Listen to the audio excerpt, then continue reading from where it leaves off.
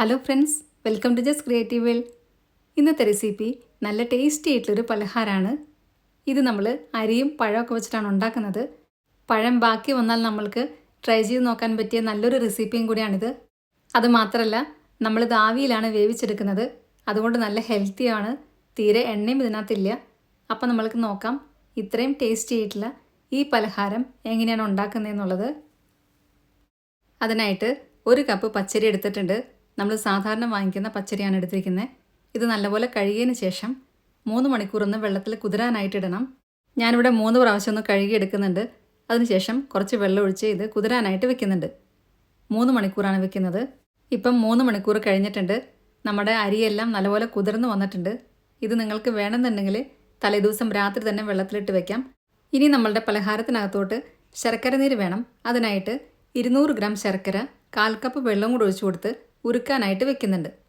ഇത് പൊടിച്ചിട്ടാണ് ഇട്ട് കൊടുക്കുന്നത്. അപ്പം പെട്ടെന്ന് തന്നെ ഉരുകി കിട്ടും. അല്ലെങ്കിൽ പൊടിക്കാതെ ഇട്ട് കൊടുത്താലും മതി, ചെറിയ തീയിൽ വെച്ചാൽ മതി. ഇപ്പം ശർക്കരയെല്ലാം നല്ലപോലെ ഉരുകി വന്നിട്ടുണ്ട്. ഇനി നമ്മൾക്കിത് അരിച്ച് സൈഡിലോട്ട് മാറ്റി വയ്ക്കാം. ഇത് നന്നായിട്ടൊന്ന് ചൂടാറണം. ശർക്കര ഉരുക്കുമ്പോൾ ഒരുപാട് വെള്ളം ഒഴിച്ചു കൊടുക്കരുത്. കുറച്ച് വെള്ളം മാത്രം ഒഴിച്ചു കൊടുത്തിട്ട് വേണം ശർക്കര ഉരുക്കാനായിട്ട്. അത് പ്രത്യേകം ഒന്ന് ശ്രദ്ധിക്കുക. നമ്മൾക്കിത് മിക്സിക്കകത്ത് ഒഴിച്ചു കൊടുക്കാനുള്ളതാണ്. ഇനി മിക്സിയുടെ വലിയ ജാർ എടുത്ത് അതിനകത്തോട്ട് കുതിർക്കാനായിട്ട് വെച്ച അരിയുടെ വെള്ളമെല്ലാം കളഞ്ഞതിന് ശേഷം അരി മാത്രം ഇട്ട് കൊടുക്കാം. ഇനി ഇട്ട് കൊടുക്കുന്നത് 2 ടേബിൾ സ്പൂൺ ചോറാണ്. നമ്മളുടെ പലഹാരത്തിന് നല്ലൊരു സോഫ്റ്റ്നെസ് കിട്ടാൻ വേണ്ടിയിട്ടാണ് ഇത് ഇട്ട് കൊടുക്കുന്നത്. ഏത് തരം ചോറായാലും കുഴപ്പമില്ല. ഞാനിവിടെ മട്ട റൈസാണ് ഇട്ട് കൊടുത്തിട്ടുള്ളത്. ഇനി ഇട്ട് കൊടുക്കുന്നത് ചിരകിയ തേങ്ങയാണ്. 1 കപ്പ് ഇട്ട് കൊടുത്തിട്ടുണ്ട്. 1 കപ്പ് അരിക്ക് 1 കപ്പ് ചിരകിയ തേങ്ങയാണ് ഇട്ട് കൊടുക്കുന്നത്. ഏത് കപ്പിലാണോ അരി എടുക്കുന്നത് അതേ കപ്പിൽ തന്നെ ബാക്കി ചേരുവകളും കൂടെ എടുക്കുക. ടേസ്റ്റ് ഒന്ന് ബാലൻസ് ചെയ്യാൻ വേണ്ടിയിട്ട് 1 നുള്ള് ഉപ്പും കൂടി ഇട്ട് കൊടുക്കുന്നുണ്ട്. ഇനി ഇത് നല്ലപോലെ പൊങ്ങി വരാനായിട്ട് 1/2 ടീസ്പൂൺ ഇൻസ്റ്റൻറ്റ് ഈസ്റ്റും കൂടി ഇട്ട് കൊടുക്കുന്നുണ്ട്. ഇനി നിങ്ങളുടെ കയ്യിൽ ഇൻസ്റ്റൻറ്റ് ഈസ്റ്റ് ഇല്ല എങ്കിൽ സാധാരണ ഈസ്റ്റ് എടുക്കാം. അങ്ങനെയാവുമ്പോൾ അത് കുറച്ച് ചൂടുവെള്ളത്തിൽ ആദ്യമേ തന്നെ ഇട്ട് കൊടുക്കുക. എന്നിട്ട് പൊങ്ങി വന്നതിന് ശേഷം മിക്സിക്കകത്തോട്ട് ഒഴിച്ചു കൊടുക്കാം. അടുത്തതായിട്ട് ഇട്ട് കൊടുക്കുന്നത് പഴം അരിഞ്ഞതാണ്. 2 ചെറിയ പഴമാണ് ഞാൻ എടുത്തിരിക്കുന്നത്. കുറച്ച് പഴുപ്പ് കൂടിയ പഴമാണെങ്കിൽ അതായിരിക്കും നല്ലത്. ഇനി വേണ്ടത് ചെറിയ ചൂടുവെള്ളമാണ്. 1/2 കപ്പ് ഒഴിച്ചു കൊടുത്തിട്ടുണ്ട്. ഒരുപാട് വെള്ളം ഒഴിച്ചു കൊടുക്കരുത്, കാരണം നമ്മൾക്ക് ഇതിനകത്തോട്ട് ശർക്കര നീരും കൂടെ ഒഴിച്ചു കൊടുക്കാനുള്ളതാണ്. അരി ഒന്ന് അരച്ചതിന് ശേഷം നമുക്ക് ശർക്കര നീര് ഒഴിച്ചു കൊടുക്കാം. അല്ലെങ്കിൽ ഇത് ശരിക്കും അരഞ്ഞ് കിട്ടത്തില്ല. അതുപോലെ തന്നെ വെള്ളം ഒരുപാട് ചൂട് കൂടി പോകരുത്. അങ്ങനെയാവുമ്പോഴേ ഈസ്റ്റ് പൊങ്ങി വരത്തൂല. ഇപ്പം ഞാനിതിവിടെ നല്ലപോലെ അരച്ചെടുത്തിട്ടുണ്ട്. കുറച്ച് കട്ടയായിട്ടാണ് ഇതിരിക്കുന്നത്.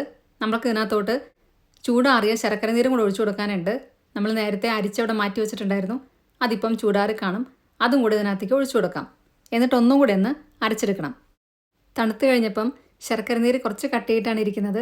ഇതുപോലെ വേണം നമ്മൾക്ക് കിട്ടാനായിട്ട്. അപ്പോഴാണ് ഇതിനകത്ത് വെള്ളം ഒരുപാട് കൂടിപ്പോകാതിരിക്കുക. പിന്നെ ഓരോ അരിക്കനുസരിച്ചിട്ടും വെള്ളം ചിലപ്പം ചെറിയ വ്യത്യാസം വരും. അതും കൂടെ ഒന്ന് ശ്രദ്ധിക്കുക. ഇനി നല്ലൊരു ഫ്ലേവറിന് വേണ്ടിയിട്ട് 1/2 ടീസ്പൂൺ ഏലക്കാപ്പൊടിയും കൂടി ഇട്ട് കൊടുക്കുന്നുണ്ട്. ഏലക്കയുടെ ഉള്ളിലത്തെ സീഡ് മാത്രം എടുത്ത് പൊടിച്ചതാണ്. ഇനി ഇത് ഒന്നും കൂടി ഒന്ന് അടിച്ചെടുക്കുക. ഒരുപാട് കട്ടിയായി പോകരുത് മാവ്. ഈ ഒരു പാകത്തിൽ വേണം നമ്മൾക്ക് കിട്ടാനായിട്ട്. ഇനി ഇതിനകത്തോട്ട് ഒരു കാര്യം കൂടി ചേർക്കാൻ ബാക്കിയുള്ളൂ. എള്ളാണ്. 1 ടീസ്പൂൺ എള്ളും കൂടി ഇട്ട് കൊടുക്കുന്നുണ്ട്. കറുത്ത എള്ളാണ് ഇട്ട് കൊടുക്കേണ്ടത്. അപ്പോഴായിരിക്കും ഇത് കാണാൻ ഒരു ഭംഗിയുണ്ടായിരിക്കുക. അതും കൂടി ഇട്ട് കൊടുത്തതിന് ശേഷം വീണ്ടും എല്ലാം കൂടെ ഒന്നുകൂടെ ഒന്ന് ഇളക്കി വെക്കുക. ഇനി നമ്മൾക്കിത് അടച്ച് മാറ്റി വയ്ക്കാം. 1 മണിക്കൂർ കഴിയുമ്പോഴത്തേക്കും നല്ല പോലെ പൊങ്ങിയിട്ടുണ്ടായിരിക്കും. നമ്മൾക്കിതൊന്ന് അടച്ച് സൈഡിലോട്ട് മാറ്റി വയ്ക്കാം. 1 മണിക്കൂർ ആയപ്പോഴത്തേക്കും നമ്മൾ നേരത്തെ അരച്ച് വെച്ച മാവ് നല്ലപോലെ പൊങ്ങി വന്നിട്ടുണ്ട്. ഇനി തണുപ്പുള്ള സ്ഥലങ്ങളിലെ മാവ് പെട്ടെന്ന് പൊങ്ങി വരുന്നില്ല എങ്കിൽ എന്ത് ചെയ്യണമെന്നുള്ളതിൻ്റെ വീഡിയോ ഞാൻ മുമ്പ് ഇട്ടിട്ടുണ്ട്. അതിൻ്റെ ലിങ്ക് ഞാനിവിടെ ഡിസ്ക്രിപ്ഷൻ ബോക്സിൽ കൊടുക്കാം. അത് നോക്കി കണ്ടാൽ മതി. പൊങ്ങി വന്ന മാവ് ചെറുതായിട്ടൊന്ന് ഇളക്കി കൊടുക്കാം. ഒരുപാട് കുത്തി ഇളക്കണ്ട. അപ്പം ഇതിൻ്റെ പതയെല്ലാം കെട്ടുപോകും. പത കെട്ടുപോകാത്ത രീതിയിൽ എല്ലാ ഭാഗത്തേക്കും ഒന്ന് ഇളക്കി കൊടുക്കുക. ഇനി നമ്മളിത് ആവിയിലാണ് വേവിച്ചെടുക്കേണ്ടത്. അതിനായിട്ട് ഒരു സ്റ്റീമർ അടുപ്പത്ത് വെച്ച് വെള്ളം തിളപ്പിക്കാനായിട്ട് വെക്കുക. ഇനി ഞാനിത് ഇഡ്ഡലി തട്ടിലാണ് കോരി ഒഴിക്കുന്നത്. നിങ്ങൾക്ക് ഏതുതരം പാത്രം വേണമെങ്കിലും എടുക്കാം. ഞാനിതിനകത്ത് കുറച്ച് വെണ്ണയൊന്ന് തേച്ച് കൊടുക്കുന്നുണ്ട്. പെട്ടെന്ന് വിട്ട് കിട്ടാൻ വേണ്ടിയിട്ടാണ് ഇങ്ങനെ ചെയ്യുന്നത്. വെണ്ണ തേച്ച് കൊടുത്തതിന് ശേഷം ഈ പാത്രം ഒന്ന് ചൂടാവണം.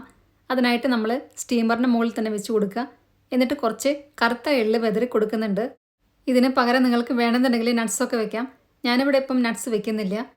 ഇനി നേരത്തെ പൊങ്ങി വന്ന മാവുന്ന് കുറേശ്ശെ ഇതിനകത്തേക്ക് ഒഴിച്ചു കൊടുക്കാം. 2-3 തട്ട് ഒരുമിച്ച് വേണമെന്നുണ്ടെങ്കിൽ അങ്ങനെ വേണമെങ്കിലും വെക്കാം. ഈ ഒരു പാകത്തിൽ നമ്മൾക്ക് ഏകദേശം 20 എണ്ണം ഉണ്ടാക്കാൻ പറ്റും.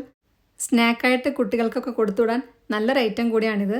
അപ്പം കൂടുതൽ വേണമെന്നുണ്ടെങ്കിൽ അതനുസരിച്ചിട്ട് അരിയെല്ലാം കൂട്ടിയെടുക്കുക.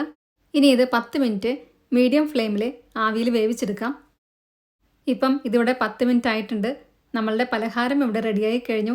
തീരെ എണ്ണയില്ലാത്ത നല്ല ഹെൽത്തി ആയിട്ടുള്ളൊരു പലഹാരം കൂടിയാണിത്. ഇനി ഇത് ചൂടോടെ തന്നെ നമ്മൾക്ക് ഇതിനകത്ത് നിന്ന് അടർത്തിയെടുക്കാം. അതുകൊണ്ടാണ് നമ്മൾ ബട്ടർ തേച്ച് കൊടുത്തത്.